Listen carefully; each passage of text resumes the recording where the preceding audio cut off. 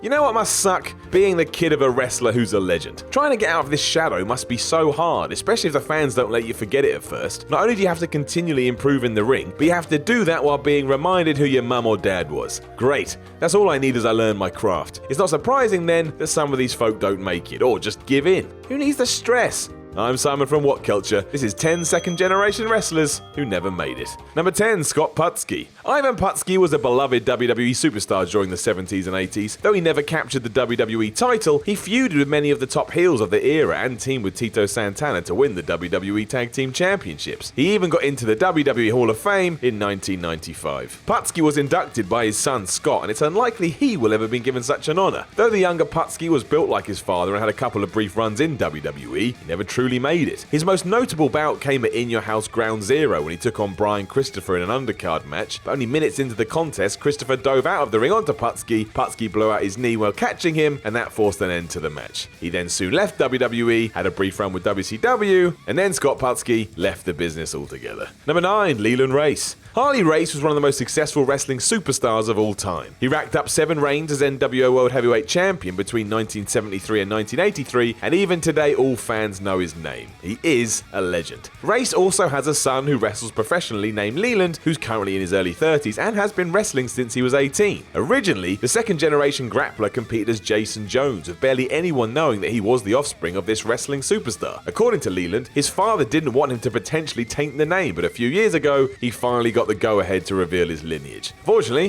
it didn't open any doors for Race. He continued to work for his father's WLW promotion, albeit under his real name, and he has popped up in New Japan from time to time. He has not as of yet, however, managed to replicate what his dad did. Number 8, Jesse White. Vader was one of the most feared wrestlers ever, with a path of destruction that took him through WWE, WCW, New Japan, All Japan, and a ton of other promotions. The Mastodon racked up world title wins in almost every company he competed for, and he made it hard. His son didn't have the same impact. Jesse White already suffered from not having the same intimidating look as his father. He wasn't the best in between the ropes either. Still, he did get a developmental deal with WWE, competing in Florida Championship Wrestling as Jake Carter and holding the FCW tag team titles with Corey Graves. When FCW became NXT, Carter made the jump, but then his fortune started to turn. He racked up a ton of losses and was eventually released in 2013, and ever since then, I think he's retired. Number 7, Wes Briscoe. Even though 2-time NWA champion Jack Briscoe was the more successful of the Briscoe brothers, his younger brother Gerald did pretty well for himself. Not only in later years was he one of Vince McMahon's stooges, but the Briscoes held numerous tag team titles, while Jerry also captured the NWA Junior Heavyweight Championship on his own.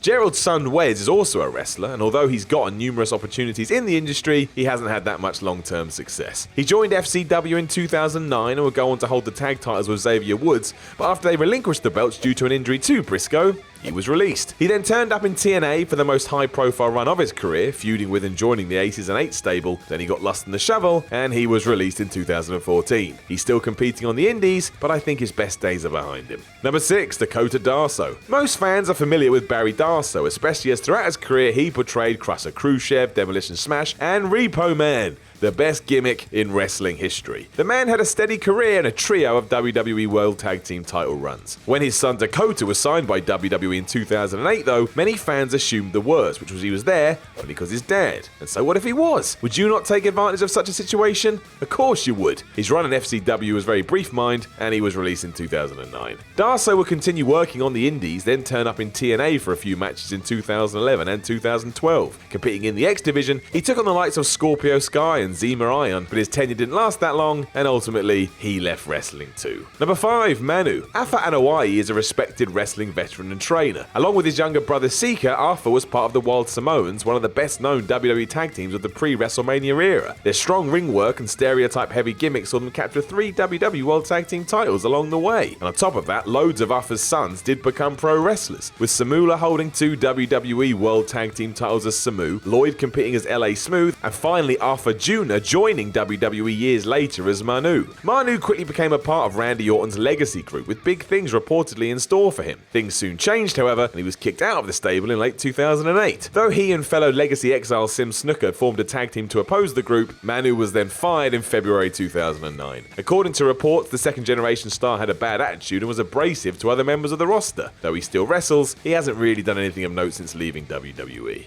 Number 4, Angelo Mosca Jr. Angelo Mosca was already a legend in the CFL before ever cementing himself as a force in a wrestling ring, winning 5 Grey Cups in a career that would ultimately land him in the Hall of Fame. After hanging up his jersey, the big burly Mosca became a full-time pro wrestler, competing as a babyface in Canada and a heel in WWE, winning a host of regional titles along the way. In the mid-1980s, Mosca's son, Angelo Jr, got into wrestling. While he found some success during his brief career, most thought he just wasn't up to his dad's standards. Despite his championship runs, Angelo Jr was retired by the late 1980s, and his legacy in the sport these days seems to be that some think he is the worst wrestler ever.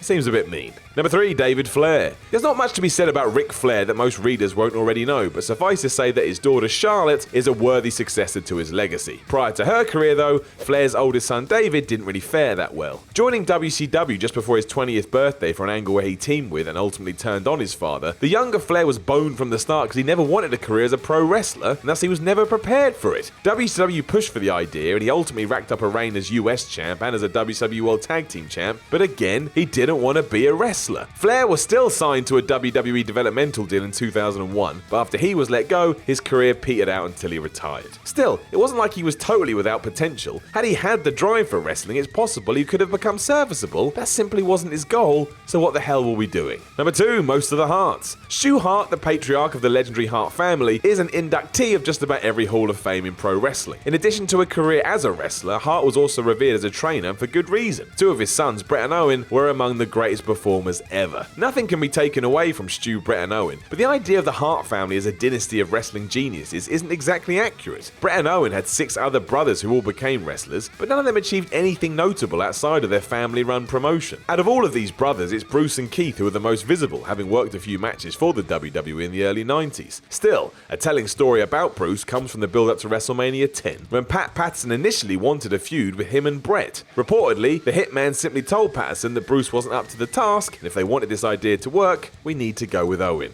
And the rest is history. Number 1, David Sammartino. During the 60s and 70s, there was no one more important for the WWE than Bruno Sammartino, who held the WWE title for a combined 11 years and sold out countless shows at MSG. With all those accomplishments, it seemed like Bruno's son David would have had a relatively easy path into the company, but it wasn't so. Bruno discouraged David from wrestling and refused to train him, but the younger Sammartino started a career in the sport anyway. He soon ended up in the WWE and had a match at the first WrestleMania, but it was clear he was not his father. Bruno came out of retirement to tag with his boy in the hopes of advancing his career. Didn't work. David hated his time in New York and he soon left. David continued to wrestle on and off, competing as recently as 2010, but he never followed what his dad did, and the relationship between the two was sadly strange and, according to reports, have never been resolved. I am defiant. I am defiant. I am. I am. I am. I am. I am. I am. I am. I am. Defiant. Defiant. Defiant. Defiant. Defiant. Defiant. I am. I am. I am defiant. I am defiant. I am the villain. We are defiant.